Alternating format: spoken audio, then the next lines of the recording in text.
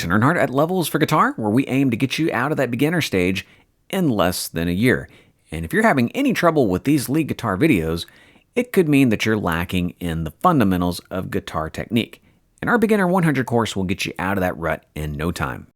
Now, for those of you who have completed Lead Guitar 5, I've put together a guitar solo in the 12-bar blues form, featuring all the phrasing tools that you've learned up to this point, which are swing rhythm, triplet rhythm, hammer-ons, pull-offs, and grace notes. All those are included. Now, if none of those make sense to you, you'll want to review the previous lead guitar videos. Now, you're looking at the notation and tablature to this 12-bar blues guitar solo in key of A. And it's important to note that this guitar solo was written using the A minor pentatonic scale. It's the same scale that you've been using since the first lead guitar video. So knowing that is going to help your positioning so that you can read these tabs easier. You'll be working in 4/4 time signature, so don't forget to count to 4. And we're going to be doing this at 80 beats per minute on the metronome. That's 20 clicks faster than your previous backing tracks. But if any of this is too fast, you can always slow the video down on the media player. In part 1, you learned how to swing over the A minor pentatonic scale. And in the ledger, it's going to tell you that regular eighth notes now equal swing eighth notes. And that's usually going to be the case when you're playing 12-bar blues. So when you see this figure right here, remember, they're not regular eighth notes. They're swing eighths. You gotta swing. In part 2, you learned how to play swing and triplets using the pentatonic scale. And in the notation, you're going to know it's a triplet when you see 3 eighth notes underneath the 3 beam. That's telling you that there are 3 equidistant sounds within the count. So you're going to play these notes as a triplet. In parts 3 and 4, you practiced hammer-on and pull-off technique using the A minor pentatonic scale. Now, some softwares are nice enough to give you an H or a P to tell you the difference, but slur techniques are usually shown with this phrasing mark right here. If it's a low note going to a high note, you have no choice but to perform a hammer-on. And if it's a high note going to a low note, the only way that can be performed is with a pull-off technique. In part 5, you learned your latest phrasing tool, the grace note, and you can see those dotted in blue throughout this 12-bar blues. It's usually a smaller number just ahead of the primary note.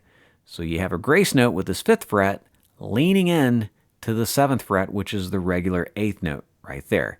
And of course, it's played with a hammer-on, as we discussed earlier. Now, in the actual notation, you have a small note head which stands alone next to this regular 8th note. So that's your grace note, or the ornament, leaning into that primary note. So with all that being said, I'm going to leave the rest up to you. You've got your eyes, you've got your ears, you have the tablatures, and you have the media player that you can slow down and really get a good look at what I'm doing in the demonstration. Sometimes you just learn by copying and doing. Now, as always, I've provided a backing track at the end of this video for you to practice these licks with.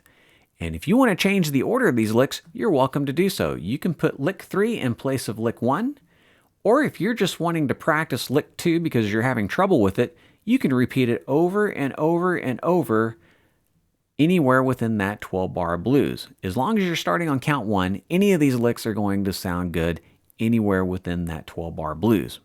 Now, memorizing guitar licks is one of the best ways to help you with your own improvisation. Apart from the technical benefits from the repetition, once you get these memorized, you can start creating your own ideas. Great players have an arsenal of guitar licks that they've learned over the years that they use to improvise with on stage, and they do it without thinking. So on the fly, get this, on the fly, when you're improvising, you'll do things like this. You'll take this idea and you'll Frankenstein it with this idea, and you'll Frankenstein that with this idea right on the spot to create your own guitar lick. But you'd never be able to do that unless you'd memorized those movements to begin with. So it's kind of like a boxer. You know, he learns a jab and an uppercut, and then he has different variations of that. The more variations you learn, the more effective of a boxer you're going to be. You'll have more combinations. So that's kind of what improvisation is all about. You got to get all this stuff into your head first, and then it starts to come out in your creativity when you improvise.